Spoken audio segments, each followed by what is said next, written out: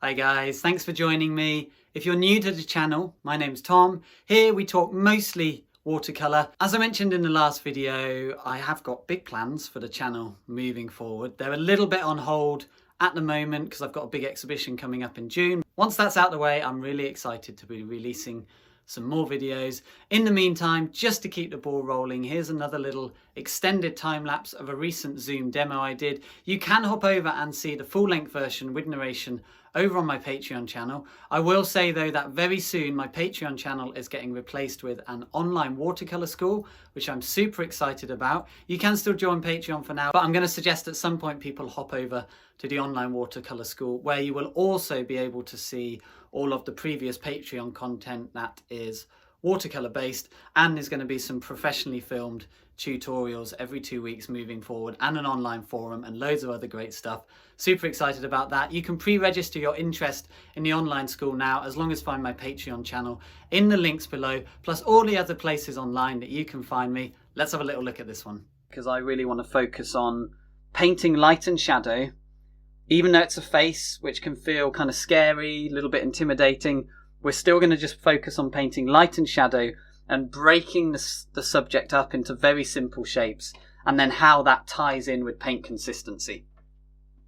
So let's kind of break this down. Let's go to light and shadow first, and then look at a simple process, paint consistency, then materials, then we'll do some painting. So I'll try and keep this really brief. But what I find really, really useful, especially as a watercolourist, because we're so often painting shadow, is looking for patterns of shadow that fall across the face. Once you know this, once you've seen it, you'll see it all the time. Sometimes it's very, very obvious.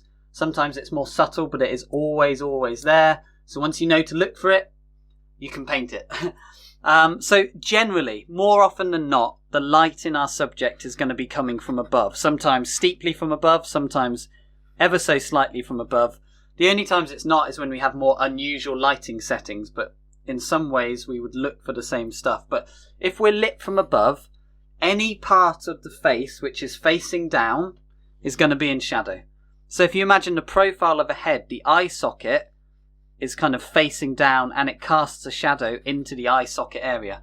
The bottom of the nose, or the top of the nose, is facing up, so it gets hit by light. The forehead is facing up, so it gets hit by light. The bottom of the nose is facing down, so it's in shadow. The philtrum area above the top lip is facing up, so it's light. Top lip is facing down in shadow. Bottom lip faces up, so it's light.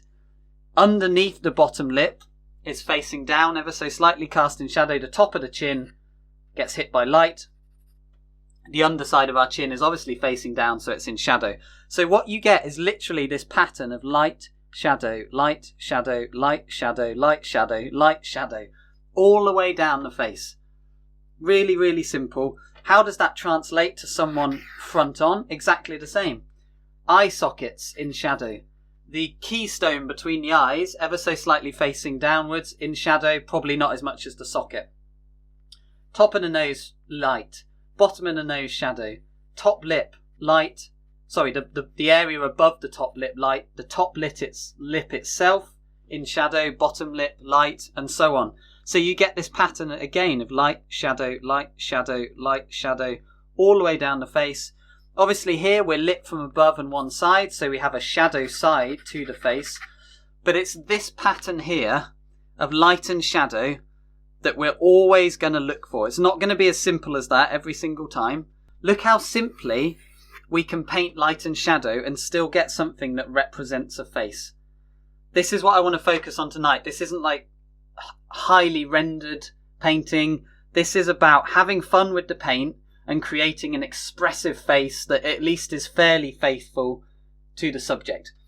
So we're going to focus on this light and shadow. All of these are painted with pretty much just 3 tones. We have light, medium shadow, and deep shadow.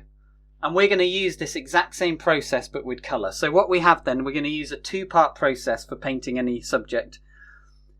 We're going to first off start with lots of very watery paint, so between kind of